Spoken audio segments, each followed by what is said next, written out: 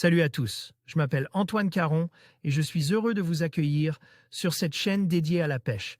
Ici, je partage des astuces sur la pêche, le choix des appâts et des leurres, et j'aide également les débutants. Abonnez-vous pour rester toujours au courant.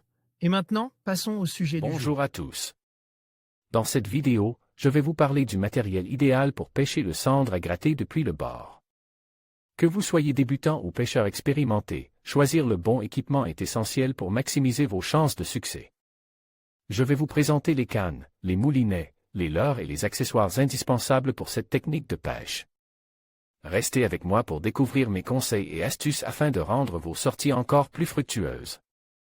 Parce que réussir à prendre des sandres de manière constante implique la mise en place d'animations fines et variées, mais aussi parses. Que la proximité immédiate du fond est synonyme de risque d'accrochage régulier et enfin en raison de la subtilité des touches. Que l'on doit percevoir, l'utilisation d'un matériel spécifique et performant vous apportera un réel gain d'efficacité.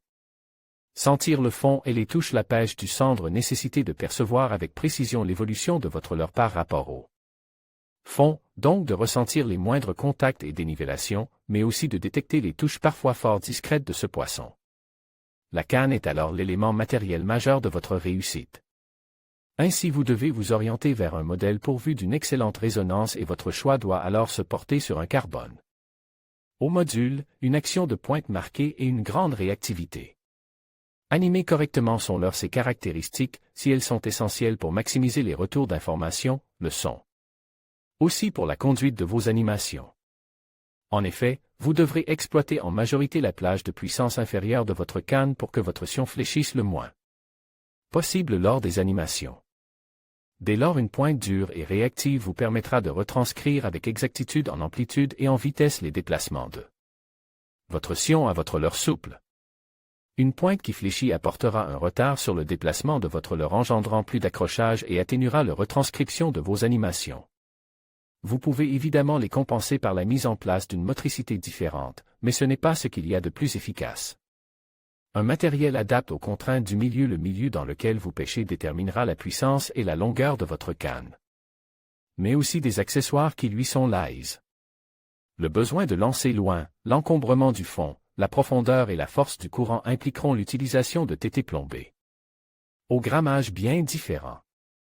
De même, la présence d'autres espèces comme le silure aura une influence sur vos besoins.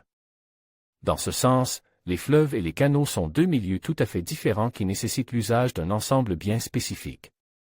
Le sandre en fleuve bien souvent large, avec des ondes profondes et des courants par endroits très marqués, les fleuves abritent aussi souvent des silures. Ces caractéristiques impliquent l'usage d'une canne ayant une bonne réserve de puissance et le recours à des tétés plombés allant de 7 à 30 grammes, parfois plus dans certaines conditions. De plus, vous devrez pouvoir lancer loin et avoir une longueur de canne suffisante pour réaliser une conduite de ligne précise à 30 mètres de distance. Alors pour le fleuve, une canne comprise entre 2,40 et 3,00 mètres et d'une puissance 20 à 60 grammes est un excellent compromis. Un moulinet de taille 3000 chez Daiwa ou 4000 chez Shimano équilibrera parfaitement l'ensemble. Pour la tresse qui est indispensable pour pêcher le sandre, une taille PE 1,2 ou 1,5 et un fluorocarbone en 30 à 35% vous permettra de venir à bout d'une majorité de vos adversaires.